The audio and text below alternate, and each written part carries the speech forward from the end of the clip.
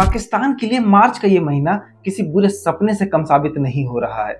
सबसे पहले तो बलूचिस्तान लिबरेशन आर्मी ने ट्रेन को हाईजैक कर पाकिस्तान को गहरा झटका दे दिया और फिर इसके बाद पाकिस्तान के आतंकवादी संगठन लश्कर-ए-तैयबा का टॉप कमांडर अबू अतल की मृत्यु की भी खबर सामने आ गई। रिपोर्ट्स के मुताबिक बीएलए ने यह दावा किया है कि जाफर एक्सप्रेस पर उसके हमले के दौरान उसने 200 से भी ज्यादा पाकिस्तानी सैनिकों को मार गिराया है। हालांकि पाकिस्तानी सेना इतने बड़े नुकसान से इनकार कर रही है, लेकिन ग्राउंड रिपोर्ट कुछ और ही कहानी बयां कर रहे हैं। अब सवाल ये उठता है कि पाकिस्तान में ऐसी हलचल क्यों मच रही है, पाकिस्तान में विद्रोह के स्वर क्यों फूट रहे हैं। क्या पाकिस्तान की सेना और सरकार अपनी ही नीतियों की वजह से इस विद्रोह का शिकार हो रही है। बलूचिस्तान लिबरेशन आर्मी लगातार पाकिस्तान को चुनौती दे रहा है और पाकिस्तानी सरकार और पाकिस्तानी सेना दोनों मिलकर भी इस विद्रोह को रोकने में नाकाम साबित हो रही है। अब वहीं दूसरी ओर पाकिस्तान के आतंकवादी संगठन लश्कर-ए-तैयबा के टॉप कमांडर अबू कतल की हत्या कर दी गई है। अबू कतल की हत्या भारत के लिए एक अच्छा संकेत है। अबू कतल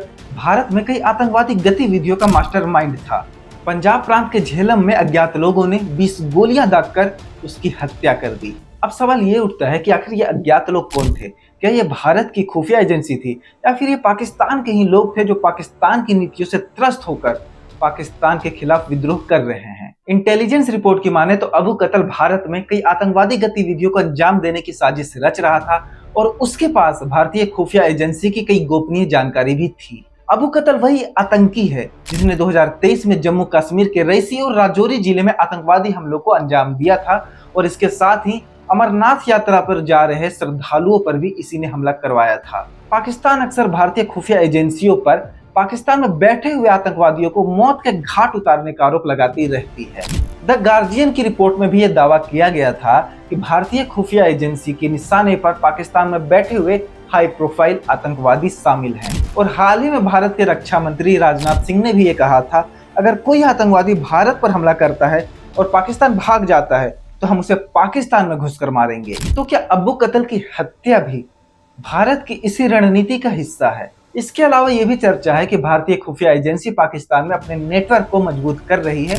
फिलहाल भारतीय खुफिया एजेंसी के निशाने पर पाकिस्तान में बैठे हुए आतंकी मास्टरमाइंड है जो भारत पर हमला करते हैं, भारत पर आतंकी हमले की साजिश रच रहे हैं। यहाँ पर यह भी समझने की जरूरत है कि पाकिस्तान ही वो देश है जो आतंकवादियों को पालता और पोसता है, लेकिन जब उस पर वैश्विक दबाव पड़ने लगता है तो वो एक दो आतंकियों को पकड़ने का नाटक करता है। अफगानिस्तान के न्यूज पोर्टल अमो के एक रिपोर्ट के अनुसार पाकिस्तान डबल गेम खेलता है।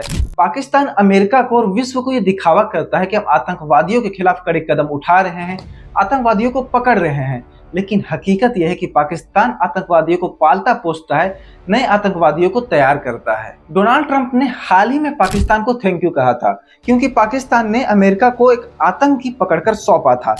And I want to thank especially the government of Pakistan for helping arrest this monster. लेकिन असली सवाल यह है, क्या अमेरिका और बाकी दुनिया पाकिस्तान के इस धोखे को समझ रही है? और खैर अमेरिका पर भी कैसे भरोसा करे? आखिर अमेरिका ही तो वो देश है जो पाकिस्तान में आतंकवादियों को पालने पोसने के लिए फंड देता आया है। खैर पाकिस्तान ने जिस आतंकवाद को अब पाला पोसा है, अब उस आतंकवाद से सिर्फ पाकिस्तान परेशान नहीं है बल्कि पाकिस्तान का कट्टर दोस्त चाइना भी परेशान है। वैसे तो चाइना लगातार पाकिस्तान को समर्थन देता रहा है, फंड देता रहा है, लेकिन अब पाकिस्तान चाइना के लिए सरदर्द बनता जा रहा है। पाकिस्तान में चाइना का एक प्रोजेक्ट है BRI, belt and road initiative. अब इस प्रोजेक्ट पर पाकिस्तान में बढ़ती अशांति की वजह से काले बादल मंडरा रहे हैं। खैर अब सवाल ये उठ रहा है कि अबू कतल की अज्ञात लोगों ने हत्या कर दी। ये अज्ञात लोग कौन है और अब इन अज्ञात लोगों के निशाने पर पाकिस्तान का कौन सा आतंकवादी है? खबर तो यह भी है कि हाफिज सईद पर भी हमला हुआ है, लेकिन हालांकि इसकी पुष्टि अभी तक नहीं हो पाई है। खैर इसके पीछे जो भी है, अब उसने ये कसम खा ली है कि वो पाकिस्तान के आतंकियों का सफाया करके रहेगा। ये काम पाकिस्तान तो कर नहीं पा रही है, तो पाकिस्तान की सहायता के लिए ये अज्ञात व्यक्तियों का जो ग्रुप है वो ये काम कर रहा है। इसके अलावा कई सुरक्षा विशेषज्ञों का भी मानना है कि आने वाले महीनों में पाकिस्तान के टॉप लेवल के आतंकवादी इन अज्ञात समूह के, अज्ञात व्यक्तियों के टारगेट हो सकते हैं। खैर पाकिस्तान में जो हलचल मच रही है और ये अज्ञात व्यक्तियों का समूह जिस तरीके से पाकिस्तान में ढूंढ ढूंढ कर आतंकियों का सफाया कर रहा है, इससे तो एक बात क्लियर हो रही है कि अब पाकिस्तान आतंकवादियों के लिए एक सुरक्षित पनाह नहीं रहा है। कबीर दास जी का एक दोहा है, करता था तो क्यों किया, अब करी क्यों पछताए, बोया पेड़ बबूल का तो आम कहां से खाए। पाकिस्तान पर यह दोहा बिल्कुल फिट बैठता है। पाकिस्तान ने आतंकवाद को पालते पोसते समय कभी ये सोचा भी नहीं होगा कि एक दिन यही आतंकवाद जिसे वो पाल पोस कर बड़ा कर रहा है, जिसे वो दूध पिला रहा है, वही आतंकवाद एक दिन उसके खिलाफ खड़ा हो जाएगा और इसी आतंकवाद की वजह से उसका देश भी बर्बाद हो जाएगा। आज पाकिस्तान आर्थिक, सामाजिक और राजनीतिक तौर पर काफी कमजोर हो चुका है। लेटेस्ट खबरों के लिए, लेटेस्ट अपडेट्स के लिए भाई हम भारत के यूट्यूब चैनल को सब्सक्राइब कर लीजिए। धन्यवाद।